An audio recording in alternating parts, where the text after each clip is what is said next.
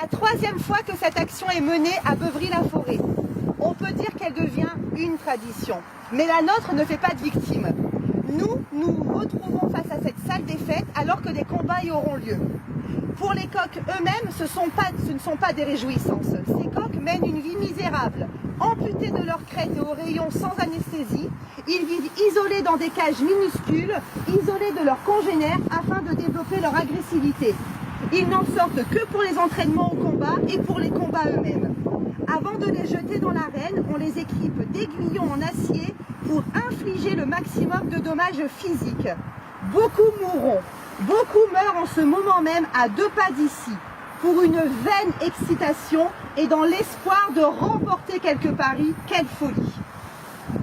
Le Code pénal considère dans son article 521-1-1 que les combats de coqs sont des sévices graves et des actes de cruauté.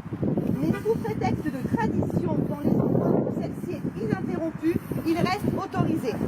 C'est le cas ici même à Beuvry-la-Forêt, mais aussi dans de nombreuses communes du Nord et du Pas-de-Calais. Quelle logique à tout cela! Si des combats de coqs étaient organisés à 5 km d'ici, dans une commune sans tradition ininterrompue, les organisateurs et participants seraient passibles de 5 années d'emprisonnement et de 75 000 € d'amende. Mais pas à Beuvry-la-Forêt. Trouvez-vous cela logique alors que la souffrance des coqs est la même dans les deux cas? Et si des combats de chiens étaient organisés à Beuvry-la-Forêt? Les habitants seraient à juste titre indignés. Alors pourquoi infliger des sévices à des coqs quand on s'interdit d'infliger ces sévices à des chiens?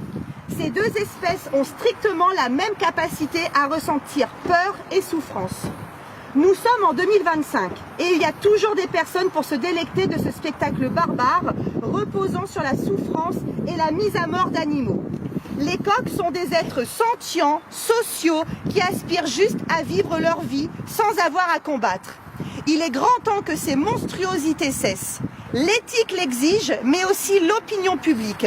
Selon un sondage IFOP de février, 73% des Françaises et des Français estiment que faire souffrir des animaux au nom de traditions locales est injustifiable.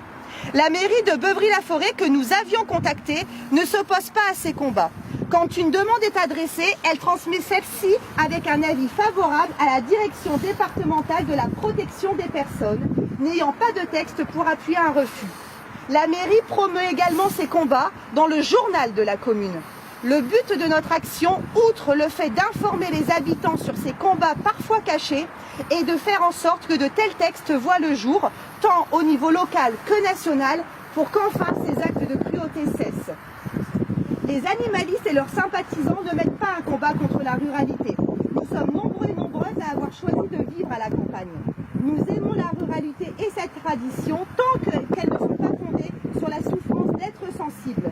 Le coq qui trône sur le clocher de l'église Saint-Martin au centre du village symbolise pour les croyants l'espoir. Le coq est aussi un emblème de la République française. Comment expliquer donc que le coq soit célébré sur nos églises, dans nos mairies et sur les grilles du palais de l'Élysée, alors qu'on le torture ici dans une salle de sport? Nous n'enlèverons rien à la ruralité en mettant fin au combat de coq. Au contraire, la ruralité en sera que plus belle. Pour les coqs qui aujourd'hui vont combattre, souffrir et mourir, mobilisons-nous et portons tous ensemble leur voix. Et je voulais faire un petit point sur la sécurité. Durant ces 2 ans,